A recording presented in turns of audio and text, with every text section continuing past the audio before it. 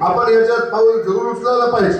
आणि आपल्या शाळेसाठी अजून कोणताही विषय असो, तुम्हाला कोणत्या जर या ठिकाणी शिक्षकांच्या जे भरती करायच्या मागण्या असतील किंवा शिक्षक वाढवायच्या मागण्या असतील, त्यासाठी आपण आम्हाला सांगावं. आम्ही त्याच्यातही तुम्हाला मदत करण्यासाठी तयार आहोत.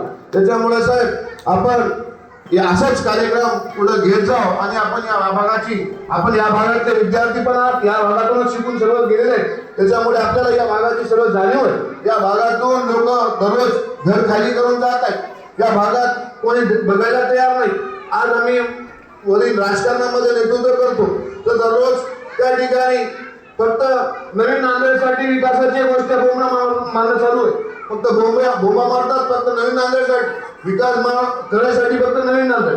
आज तुम्हाला सांगतो 700 कोटीचे रस्ते आले, 300 कोटीची देणगी आली, 450 कोटीची पाईपलाईन, पाण्याची पाईपलाईन आली, पण आमच्या भागामध्ये कुठं तो विकास झालेला नाही. हे जुन्या नांदेडला खरोखर ज्या म्हणजे नांदेड एक उगमस्थान, या नंदीग्राम जे नंदीग्राम होते, या गावाचं नाव इथं होतं, ते उगमस्थानालाच लोकांनी विसरून गेले.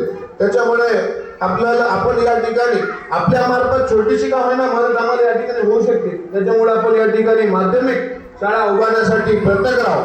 अजून दुसरं एक आमचे मुख्याध्यापक साहेब बसले आणि त्याचे अध्यक्ष कन्नावर सर, त्यांना अशी विनंती आहे की महाविद्यालयाची शाळा होडीवर जेव्हा होती, ती शाळा खूप छान चालायची, पण ते नाव गाठला गेल्यामुळं त्या ठिकाणी विद्यार्थी कमी झाले.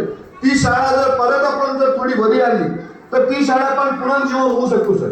त्याच्यामुळे आपल्याला खास करून ती विनंती आहे की आम्ही त्या शाळेमध्ये शिक्षण घेतलेले की आपण असे दोन्ही काम पूर्ण करावं. आम्ही तुम्हाला कुठं ज्या ठिकाणी मदत कराल त्या ठिकाणी मदत करायला तयार आहोत. असंच बोलून मी या ठिकाणी थांबतो.